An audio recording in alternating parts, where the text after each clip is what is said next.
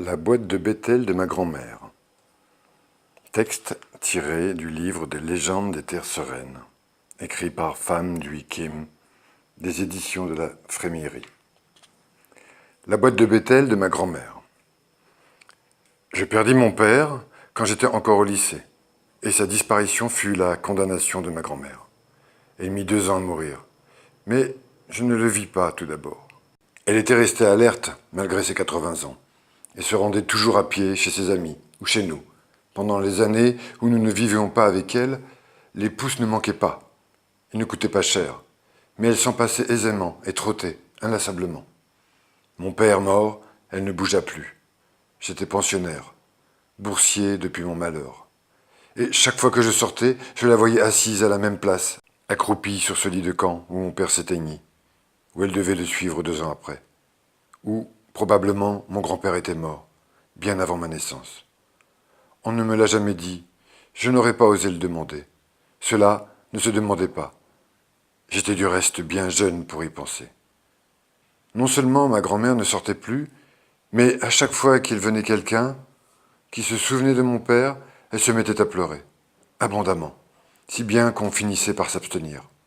Mon père laissait d'ailleurs des dettes, et il avait eu le temps pendant sa longue maladie de voir s'éloigner presque tous ses amis et ses connaissances. Nous avions une bonne, la nourrice de mon plus jeune frère, qui était restée chez nous après le départ de tous les domestiques, et qui, depuis longtemps, je pense, n'était plus payée.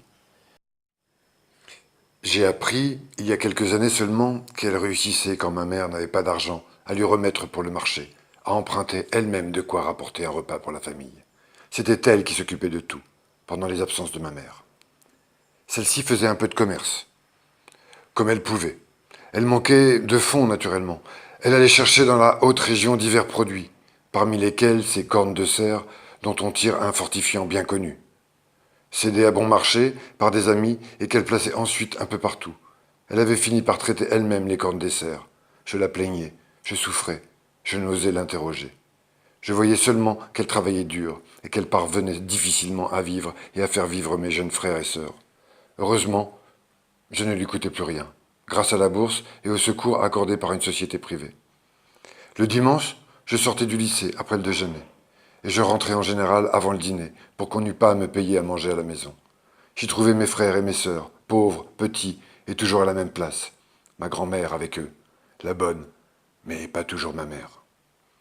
Un jour, la bonne me dit avec un sourire hésitant, timide, ce sourire qui est notre pudeur à nous, une façon d'atténuer d'avance la tristesse de ce que nous allons annoncer, une excuse aussi pour cette audace. Elle disait « Pauvre vieille dame ». Hier, elle était assise comme d'ordinaire, silencieuse, immobile, sa boîte de Bethel devant elle, lorsqu'elle se mit à soulever le couvercle, regarda un moment, puis le laissant retomber brusquement. Jeta dans un sanglot « Voilà du bien bon Bethel, et personne ne vient ». Je ne répondis rien, je n'avais pas l'air ému, mais je détournai la tête et je vis, avec les yeux de mon cœur en larmes, ma grand-mère en train de préparer son plateau, rangeant dans les fines cases de bois laqué les feuilles vertes enroulées avec soin, les noix d'arec en quartiers égaux, sans oublier les lamelles de racines. Elle manquait de bien des choses, mais elle renouvelait encore sa provision de bétel frais, et personne ne venait, et elle voyait se flétrir et se dessécher son bétel inutile. Pauvre grand-mère, ma mère, ta bru, a conservé la vieille boîte ronde, mais elle ne sait pas du tout ce que celle-ci représente pour moi.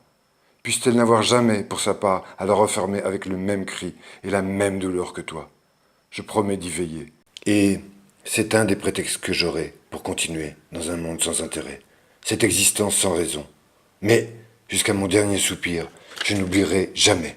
Oh non, nul humain bonheur ne pourra me faire oublier le temps où tu éclatas en sanglots, seul, avec ta boîte de Bethel.